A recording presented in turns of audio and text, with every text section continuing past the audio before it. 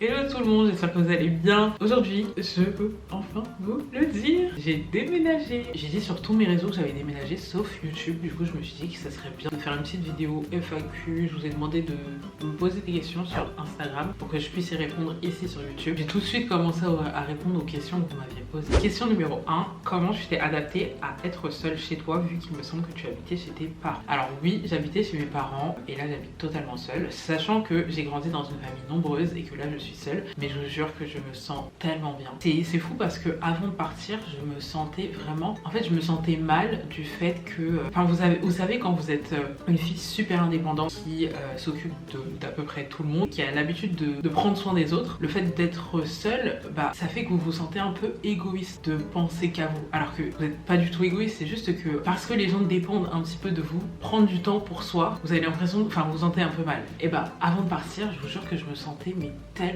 mal. Je me sentais mal parce que j'allais payer mon propre loyer alors que bah mes parents ne sont pas aisés financièrement, donc j'aurais pu continuer à les aider. Le fait de laisser ma petite soeur toute seule ou me dire que mon père je pourrais pas l'aider autant qu'avant parce qu'il perd de plus en plus de son autonomie. Tout ça, ça me montait à la tête et ça me faisait une pression de dingue. Donc avant de quitter chez mes parents, je sentais la pression monter jusqu'à ce que je déménage. Et je ne m'attendais pas à me sentir aussi bien d'avoir mon espace et d'être seule. Donc la question c'était comment j'ai fait pour m'adapter à être seule. Je faisais déjà pas mal de choses pour moi et pour les autres, sauf que là je le fais juste pour moi et ça change, mais c'est tellement bien, enfin je me sens tellement bien, c'est dingue. Parce que j'ai déjà eu un appartement il y a 2 ans et demi, mais c'était pas un appartement qui me convenait à 100%, alors que cet appartement me convient mais tellement. Donc en soi c'était pas si difficile pour moi de m'adapter au fait de vivre seule, au contraire ça a été plus facile. Désolée à mon entourage, à ma famille si vous voulez. Bête, mais comment on fait quand on n'a pas de voiture pour le faire et qu'il n'y a personne avec nous? Ta question n'est pas bête du tout, c'est vraiment ce que je me demandais aussi parce que je connais pas beaucoup de gens avec des voitures, donc je vous avoue que ça a été assez compliqué de savoir comment j'allais tout déménager, mais j'ai réussi grâce à mon amie Héloïse qui m'a aidée. Donc j'avais une amie, mais j'ai découvert aussi une application qui s'appelle Bring4You. C'est un service de déménagement et de déménageurs, je sais pas comment dire, mais en gros c'est des personnes qui viennent chercher des meubles d'un point A pour les ramener à un point B. Moi j'ai grave kiffé un lit que j'avais trouvé sur le Bon Coin et qui était vraiment pas cher par rapport au prix neuf. Donc j'ai utilisé cette application Bring4You pour qu'ils puissent déplacer le lit de Paris jusqu'à chez moi. J'ai mis mon annonce le matin et le soir même j'ai reçu mon truc. Donc c'est vraiment trop bien. Les gens répondent super rapidement et vous pouvez négocier les prix. Voilà, je trouve ça trop cool. Ça c'est une option pour les personnes qui ne déménagent seules et qui ne savent pas comment ils peuvent tout déménager. Voilà. Alors quels sont les 3 plus gros conseils que je donnerais à une femme qui s'apprête à déménager seule? Numéro 1, je pense qu'il faut parler de la sécurité parce que malheureusement on est dans un monde où les femmes ne sont pas forcément en sécurité.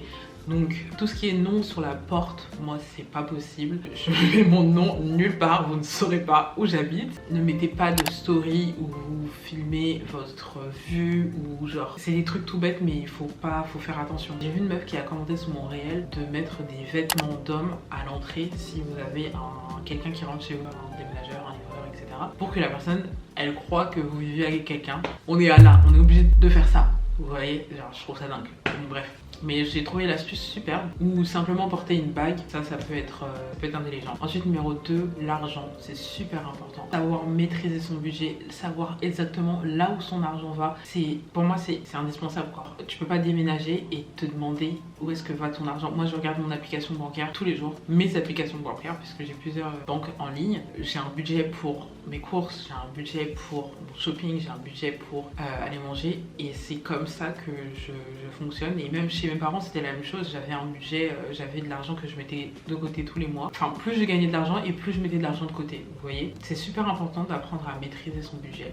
Si vous voulez que je fasse des vidéos sur le sujet, n'hésitez pas. C'est dingue hein. Mais j'adore parler d'argent et de budget et d'organisation, genre ça me passionne, donc n'hésitez pas. Dites-moi en commentaire si vous voulez que je fasse une petite vidéo sur ça. Donc ouais, il faut bien suivre ses dépenses. Bien évidemment avoir un fonds d'urgence qui couvre 3 à 6 mois de dépenses. Imaginons que vous dépensiez, je sais pas, 1000 € par mois. Et bah il vous faudrait entre 3000 et 6000 € de côté avant de partir. Moi je dirais avant de partir tout simplement parce que c'est juste une sécurité quoi. Et je suis bien consciente que tout le monde ne peut pas mettre autant d'argent de côté. Mais si vous vivez chez vos parents, essayez d'économiser un maximum. Et numéro 3, je dirais qu'il faut apprendre apprendre à aimer sa solitude. Je pense qu'il faudrait que vous appreniez à vous connaître pour que vous soyez autant à l'aise à être seul qu'être avec des gens tout le temps, vous voyez. Parce que je sais qu'il y a des gens qui n'arrivent pas à être seuls, qui me disent que ça m'angoisse d'être seul, etc. C'est trop fun d'être seul. Est-ce que ton appart est proche de ta famille, amis, histoire d'être entouré? Bah je suis pas partie si loin que ça, donc ça m'arrange. Je suis pas loin de mon taf, je suis pas loin de mes parents, je suis pas loin de mes amis, donc ils peuvent me rendre visite quand ils veulent. Donc voilà, ouais non je suis pas loin. Alors tu as peur de te sentir seule au bout d'un moment? Je vous avoue que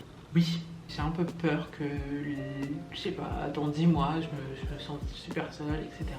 Mais je fais en sorte de toujours aller voir quelqu'un si je me sens trop seule ou quoi. J'essaie de me rassurer comme je peux. Mais je vous avoue que ouais, c'est un truc qui me trottait dans la tête. Je me demandais si j'allais pas me sentir trop seule, mais au final aujourd'hui je me sens super bien. Tu penses finir ta vie sur Paris? Si je suis friquée de ouf, si je gagne des millions d'euros par mois, oui, j'aimerais bien vivre à Paris. Mais Paris c'est tellement cher, genre je n'habite pas à Paris aujourd'hui, j'habite en banlieue très proche et je sens quand même la différence. Je sens que au niveau des prix ce n'est pas la même chose. J'aurais pas pu me payer un appart comme ça, tout simplement, rien que ça. Donc est-ce que je me vois à Paris toute ma vie? Si j'ai beaucoup d'argent, j'adorerais revenir dans Paris même. Si je n'ai pas beaucoup d'argent, non. Non merci. C'est quoi le pays où tu aimerais aller? Là j'ai visité pas mal de pays en Europe et je commence à un peu en avoir ma claque. Mais j'aimerais trop aller au Sénégal. Dakar ça me donne trop envie. L'Afrique du Sud, beaucoup envie également.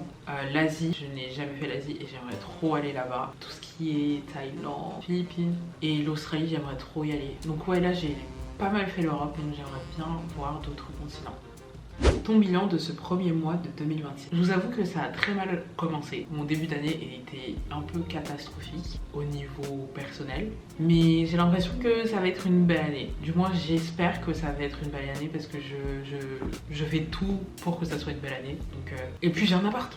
J'ai un appart et c'est un objectif que j'avais depuis quand même pas mal d'années. D'avoir un espace qui me plaît. Et là je suis actuellement dans mon petit cocon qui me plaît pas mal. J'aimerais grave vous faire un room tour bientôt. Mais là j'ai pas tous les meubles. Là vous voyez que tout, enfin ma couverture elle fait même pas la taille de mon lit, genre c'est pas la bonne taille quoi. Enfin, je veux faire un beau truc et vous montrer mon appart quand il sera à peu près fini, donc ça va prendre du temps. Mais voilà, début d'année 2026 catastrophique, mais là je le sens bien, on croise les doigts. Objectif 2026, j'aimerais vraiment développer de nouvelles sources de revenus. J'ai mon salaire qui tombe tous les mois parce que je suis en alternance, mais j'aimerais vraiment développer quelque chose qui fait que je gagne de l'argent autre que par mon salaire qui me tombe tous les mois et de manière ponctuelle, pas quelque chose qui est irrégulier. Enfin bref, donc ça. Et j'aimerais également être plus coquette, plus féminine, mieux habillée tout simplement. Je vous avoue que avec l'appartement, la caution qui vient de tomber et le loyer ça fait un peu mal aux fesses. Donc je vais attendre un petit peu avant de m'acheter des nouveaux vêtements parce que j'ai d'autres priorités. Mais ça c'est un objectif quand même de cette année de beaucoup mieux m'habiller. J'essaierai de prendre un peu plus de photos sur Instagram et d'en poster un peu plus. J'aimerais bien cuisiner des repas sains. Et là j'ai pas le choix puisque je suis toute seule donc il n'y aura que moi pour qu'elle. J'ai plus ma mère pour qu'elle me cuisine des plats ou quoi. Number 4, j'aimerais beaucoup passer plus de temps dans la vie réelle. Moins sur les réseaux, moins sur mon téléphone, moins dans les écrans quoi tout simplement. Et passer plus de temps avec les gens que j'aime. Voilà, je pense que j'ai terminé cette vidéo. J'espère qu'elle vous aura plu. N'hésitez pas à me dire si vous voulez d'autres vidéos sur mon emménagement, si vous avez des idées pour mes prochaines vidéos parce que j'aimerais beaucoup revenir sur YouTube. Je vous remercie de me suivre depuis toutes ces années et de me soutenir quoi qu'il arrive, même si je poste pas quoi. Ça me fait chaud au cœur et on se retrouve à très bientôt. N'hésitez pas à vous abonner. Bisous.